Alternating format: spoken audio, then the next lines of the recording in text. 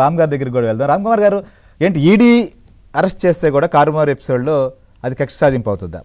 12 కోట్లు దాదాపుగా కుటుంబ సభ్యులకు ఖాతాల్లోకి జమ అయిందని చెప్పి ప్రాథమికంగా వేసినటువంటి ఛార్జ్షీట్లో పొందుపరిచారు దాంట్లో.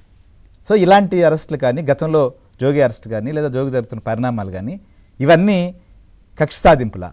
ఇట్లా భయభ్రాంతులకు గురి చేయాలని, అట్లా తర్వాతే ఎలక్షన్స్కి పోవాలని ఏమన్నా కూటమి టార్గెట్ పెట్టుకుందా? ఎందుకు ఇట్లాంటి వాటిని ఈ రకంగా వాళ్ళు ప్రచారం చేస్తున్నారు? దాన్ని ఎందుకు మీరు తిప్పికొట్టలేకపోతున్నారు? అందరికీ వెరీ గుడ్ మార్నింగ్ అండి. ఎస్, ఇప్పుడు మీ ఓపెనింగ్ కామెంట్స్ లో ఒక విషయం చెప్పారు. మీరు సోషల్ మీడియాని తొక్కేస్తున్నారనో, లేకపోతే కేసులు బలవంతాన్ని మా మీద పెడుతున్నారనో, ఇవన్నీ ఇప్పుడు మాట్లాడుతున్నారు. అసలు ఫస్ట్ థింగ్ ఏంటంటే అండి, ఆగస్ట్ 15 నాడు ఈయన బయటికి రాకుండా ఇంట్లో కూర్చుని కేవలం ట్వీట్ పెట్టిన నాడే మొత్తం అటువంటివి డిలీట్ చేసి, నువ్వు ఒక మాజీ సీఎంవి, నువ్వు ప్రస్తుతం ఒక ఎమ్మెల్యేవి, కనీసం వచ్చి ఫ్లాగ్ హాయిస్టింగ్ చేయలేవా అని ఆ రోజే కనుక తీసి పారేసి ఉంటే వేళ మనకి దరిద్రం ఉండేది కాదు. అతనికి దేశం అంటే ప్రేమ లేదు, రాష్ట్రం అంటే బాధ్యత లేదు. ఊరికే రోజు మీరు అన్నారు చూసారా, వారానికి ఒకసారి ప్రెస్ మీట్ అండి. ఆయన చేసేది ప్రెస్ మీట్ కాదు, ఒక చిన్న సైజు కామెడీ బిట్ వదులుతాడు, వచ్చి దాన్ని ట్రాల్ చేసుకుంటా రాష్ట్రం అంతానేమో దాన్ని ట్రాల్ చేస్తా ఉంటది.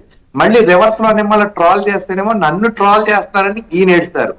వచ్చిన దాంట్లో ఏవైనా సెన్సిబుల్ గా ఒక్క నిమిషం అయినా ఎక్కడైనా మాట్లాడుతానండి? ఇందాక విద్యాసాగర్ గారు ప్రస్తావన తెచ్చారు, నేను 2 కోట్లు 3 కోట్లు 2-3 కోట్లు మాత్రమే చిన్నది. అక్కడ చాలా పెద్ద స్కామ్ జరిగిందని నిరూపణలకు దగ్గర పడుతున్నాయి. జైల్లో తండ్రి కొడుకులు ఇద్దరిని కూడా ఒకే సెల్లో పెట్టారని బయటకు వస్తున్నాయి. అంటే అటువంటి చిన్న విషయాలు, మనం సెన్సిబుల్ విషయాలు మనం మాట్లాడద్దు, కేవలం వాళ్ళు చేసిన నేర చరిత్ర మీదే మనం ముందుకెళ్తామండి. అంతా అయిపోయాక చివరికి వచ్చేటప్పటికి కులాల ప్రస్తావన తెస్తారు. అసలు కింద విద్యాసాగర్ గారు ఒక కులంలో పుట్టినందుకు కులం మాత్రమే కానీ కులం అంతా నీకు కాదండి. ఈవేళ కులం కాదండి, నువ్వు తప్పు చేస్తే, నువ్వు పబ్లిక్ గా ఇటువంటి స్కాములు చేసి నేర చరిత్రలు ఎవడైనా చేస్తే నీ కుటుంబమే నీ వెనకాల రాదు. అన్ఫార్చునేట్ గా జగన్మోహన్ రెడ్డి గారి కుటుంబం కూడా ఈయనకి మొత్తం అంతా వెనకాల రాలేదు. కొంతమంది ఇటువంటి నేర చరిత్రలు కలిగిన వాళ్ళు మాత్రమే ఉన్నారు. మిగతా వాళ్ళు హత్యలకు గురయ్యారు. అది ఏ విధంగా హత్యకు గురయ్యారు అనేది పబ్లిక్ అంతా కూడా మాట్లాడుతున్నారు. ఎనీవే కోర్టులో తేలాల్సింది కాబట్టి దాని జోలికి మనం వెళ్ళొద్దు. జోగి రమేష్ గారిది కూడా ఫ్యామిలీ విషయాలు మనం ఇక్కడ మాట్లాడుకోకూడదు, కానీ ఆయన పబ్లిక్ గా వచ్చి ఫ్యామిలీ కోసం ఆయన గుట్టుగా చేసుకోవాల్సిన పబ్లిక్ గా ఆయన వదిలేశాడు. వేళ నిన్న ఒక ఎమ్మెల్యేని కలిసాడని నిన్న ఆయన ప్రెస్ ఈ జోగి రమేష్ గారి కోడలు మేఘన వెళ్ళి అక్కడ ఎమ్మెల్యే గారిని కలిసిందని ఆయన ఏదో బాధపడుతున్నాడు. అసలు ముందుగా జగన్మోహన్ రెడ్డి గారి కార్యాలయానికి వెళ్తే నన్ను ఎవడో పట్టించుకున్నది లేదని ఆవిడ బయట పెట్టింది. మరి ఆనాడే ఆయన సెటిల్ చేసుకోవాల్సిన అవసరం ఉంది కదండి. ఇప్పుడు మనకు పడి ఎందుకు ఏడుస్తున్నాడు అంటే, మాకు పడి, మా కూటమి నాయకులకు పడి ఏడుస్తున్నాడు ఆయన. ఇవన్నీ రావా? అసలు ఇంకొక విషయం అండి, ఫ్యామిలీ లోపల గది లోపల వాళ్ళు జరిగే డిస్కషన్స్ టీడీపీయో జనసేనో లేకపోతే ఎవరైనా వెళ్ళి బయటకు తెచ్చారా? బయటకు వదిలింది ఎవరు సార్? ఆ వీడియోలు వాళ్ళ సోఫాల మధ్య చేసుకునే దాంట్లో రికార్డింగ్ చేస్తుంది ఎవరండి? వారి కుటుంబ సభ్యులే కదా, వారే కదా బయటకు వదిలింది. ముందు ఆ కంట్రోల్ అక్కడ చేసుకోకుండా పక్కోళ్ళ మీద పడేయడం అంటే నాకు అస్సలు ఈ విషయాలు అర్థం కాలేదండి. నిన్న కూడా విజయసాయి రెడ్డి గారు 4 days బ్యాక్ ఏమో నేను కొత్త పార్టీ పెడతానని అనౌన్స్ చేశారు.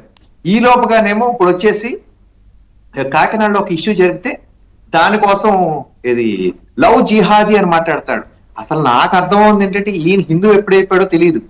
మొన్నటిదాకా క్రిస్టియానిటీని పోషించిన పార్టీలో ఆయన ఉండి నెంబర్ 2 స్థానాన్ని నుంచి ఆయన పక్కకు పడేస్తే, ఆ స్థానం కోసం పోరాడి ఇంకా ఆయన వల్ల కాక బయటకు రావాలని వచ్చి వాళ్ళల్లో వాళ్ళకి నెంబర్ 1 కి నెంబర్ 2 కి లావాదేవీల్లో తేడాలు వచ్చి, పంపకాల్లో తేడాలు వచ్చి బయటపడి ఇప్పుడు కొత్తగా హిందుత్వ ఎజెండా ఎత్తుకుంటున్నాడు ఆయన.